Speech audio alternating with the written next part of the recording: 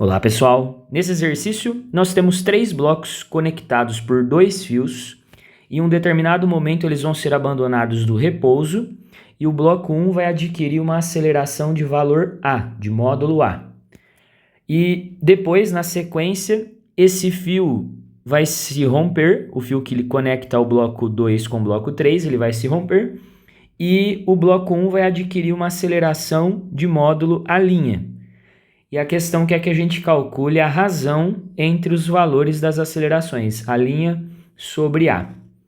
Então, pessoal, primeiramente, nós vamos colocar aqui nesse exercício todas as forças que os blocos estão sofrendo. Então, primeiramente, nós poderíamos pensar no efeito da gravidade. Todos os blocos estão sob influência da gravidade. Então, atua nos 3 bloquinhos a força-peso, no mesmo sentido da gravidade. Força-peso no bloco 3, no 2 e no 1. Os 3 blocos, eles possuem a mesma massa. Então, a força-peso, que é o produto massa vezes a gravidade, vai ter a mesma intensidade para os 3 blocos. Por isso que eu não estou fazendo distinção na hora de escrever a força-peso para os 3 bloquinhos. É a força de mesma intensidade, vai ter a mesma direção e mesmo sentido para os 3 blocos. Depois, a gente pode notar que o bloco 2 e o bloco 3 estão apoiados numa superfície.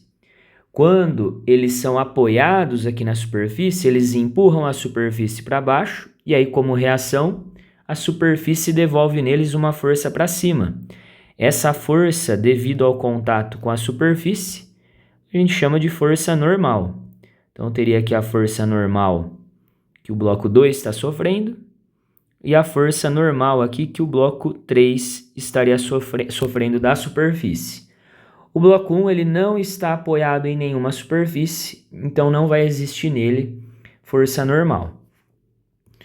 Depois, nós sabemos que eles estão conectados por fios. Então, existe aqui primeiramente um fio conectando o bloco 2 e o 3. E fio ou corda, cabo de aço, por exemplo, a gente poderia pensar que eles vão estar sempre exercendo forças nos corpos no sentido de puxar e nunca no sentido de empurrar. Quando o sistema é abandonado do repouso, o bloco 1 ele vai começar a se movimentar com uma aceleração e esses fios eles vão ser tensionados, eles vão ser esticados. Então, o bloco 3 ele vai ser puxado para a direita. Fio, então, exerce sempre uma força no sentido de puxar. Então, vai ter uma força puxando o bloco 3 para a direita. E como o fio no bloco 2 está ligado do seu lado esquerdo, vai aparecer uma força no sentido de puxar o bloco 2 para a esquerda aqui. Essas duas forças de tração nós podemos colocar com o mesmo nome porque é o mesmo fio que conecta os blocos 2 e 3. Agora, pensando no bloco 2 e no bloco 1, também eu tenho um outro fio. Agora nós temos um outro fio conectando o bloco 1 e o 2. Esse fio está querendo puxar tanto o bloco 2 como o bloco 1. Então, como ele está ligado do lado direito do bloco 2, esse fio vai puxar o bloco 2 para a direita. Então, eu vou ter uma outra tração, vou chamar aqui de telinha porque seria um outro fio ligando o bloco 2 e 1, e uma força aqui para cima, como o fio está conectado em cima aqui do bloco 1, eu tenho uma força puxando o bloco 1 para cima. Vou chamar aqui de telinha também, porque é o mesmo fio conectando os dois. Feito isso, o exercício fala que não existe atrito na superfície, onde os blocos 2 e 3 estão apoiados. Então, depois que a gente abandona o sistema do repouso, o bloco 1 vai adquirir uma aceleração A para baixo. Ele com certeza vai se movimentar para baixo. Não tem nenhuma força aqui no bloco 3 puxando ele para a esquerda para fazer com que o bloco 1 se movimente para cima, por exemplo. Então, depois que o sistema é abandonado do repouso, por não existir atrito, os blocos eles vão acabar sendo puxados pelo bloco 1. O bloco 1 vai fazer o bloco 2 e o 3 ganharem movimento para a direita. Os dois vão ganhar movimento para a direita e como todos os bloquinhos estão conectados, a aceleração no bloco 1 vai ser a mesma aceleração no bloco 2 e no bloco 3. O valor das acelerações tem que ser iguais. O ritmo com que o bloco 1 ganha velocidade vai ser o mesmo ritmo que o bloco 2 e 3 vão ganhar velocidade. Um vai estar acompanhando o movimento do outro. Não teria como o bloco 1 ganhar mais velocidade do que o bloco 2. Se isso acontecesse, o fio já iria se romper. O fio que conecta o 1 e o 2 e os bloquinhos não iriam acompanhar seu movimento. Então temos aqui a mesma aceleração, sabemos a orientação da aceleração dos 3 blocos e com isso nós já sabemos a orientação da força resultante. A força resultante sempre tem o mesmo sentido da aceleração em cada corpo. Então no bloco 1 vai ser para baixo, no bloco 2 e no 3 a força resultante vai ser para a direita. Lembrando da segunda lei de Newton, né? Força resultante é o produto massa vezes aceleração. E como a aceleração é uma grandeza vetorial, para o mesmo lado que estiver apontando a aceleração, vai estar apontando o sentido, a direção e sentido da força resultante. Para o mesmo lado que está a aceleração, está a força resultante. Então, agora nós vamos pensar na expressão que define a força resultante em cada bloquinho. Pensando no bloco 1, a força resultante, olhando para os vetores, como ela é para baixo, como essa força resultante é para baixo, significa que a força que está para baixo aqui no bloco 1 é mais intensa do que a força que está para cima. E quando nós temos vetores em sentidos opostos, para descobrir o valor da resultante, nós fazemos a subtração de vetores. A gente faz o maior menos o menor para descobrir o módulo dessa força resultante. Então ficaria peso menos essa tração que eu chamei de T'.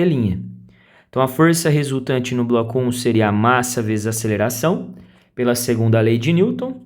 O peso é massa vezes a gravidade. E o T' a gente deixa dessa forma, a tração T'. Não tem uma fórmula para tração. Agora, olhando para a força resultante no bloco 2. Nós temos que essa força resultante ela é na horizontal e para a direita.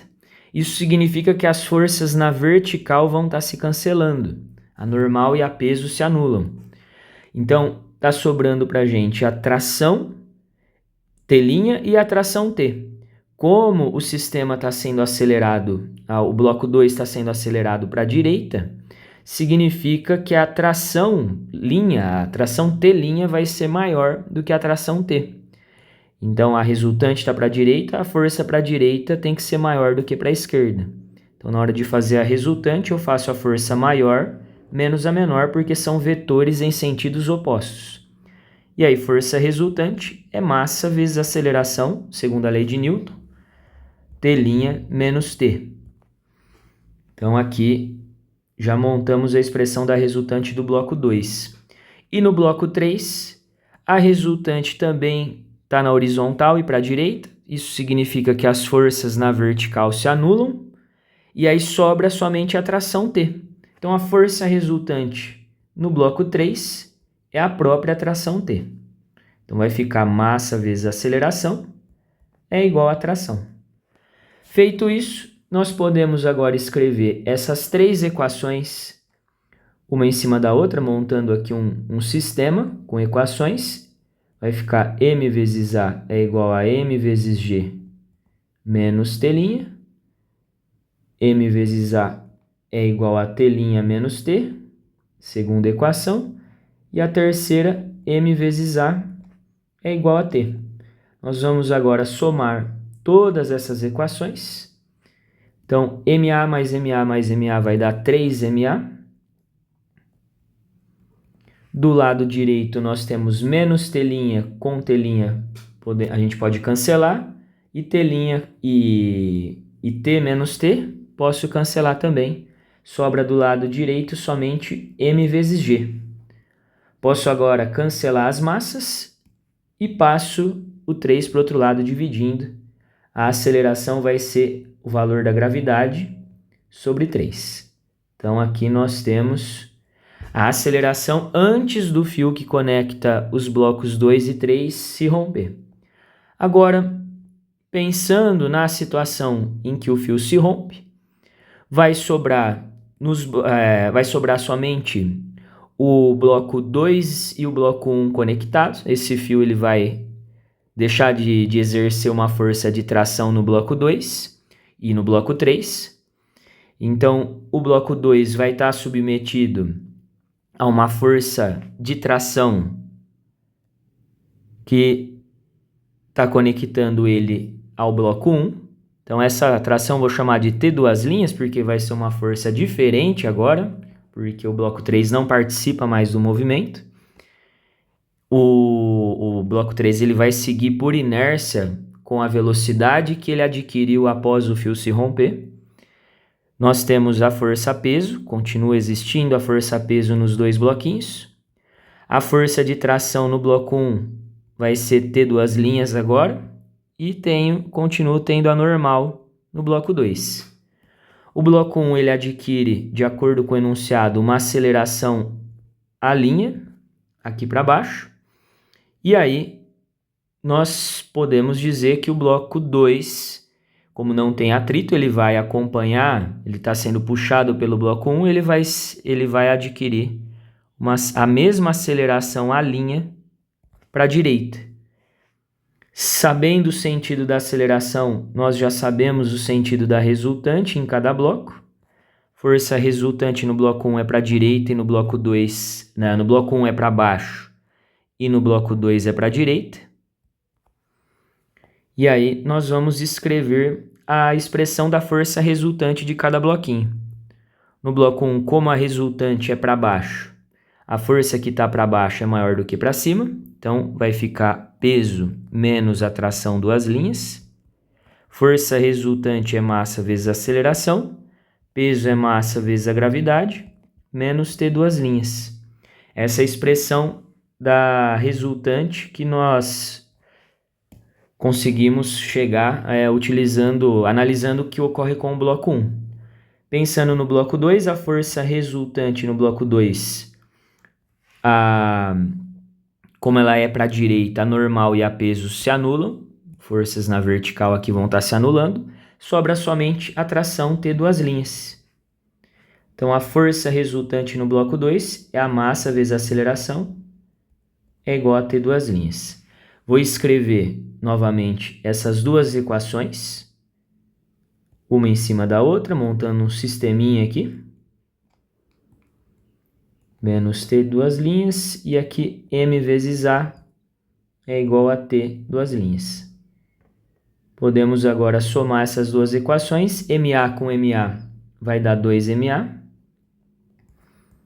Do lado direito, T2' negativo com T2' positivo eu cancelo. Fica M vezes G. Posso agora cortar a massa dos dois lados. Então, essa aceleração, que na verdade é a aceleração linha, vai ser G sobre 2. Então, nós obtivemos as duas acelerações. O exercício quer a razão entre elas, a linha sobre A somente. Então, vai ficar G sobre 2 dividido por G sobre 3. Vou manter a primeira e multiplicar pelo inverso da segunda. Posso cancelar aqui o G em cima e embaixo. Então, a linha sobre A vai dar 3 sobre 2. Essa seria a resposta desse exercício. A razão entre as acelerações dá 3 sobre 2 ou 1,5.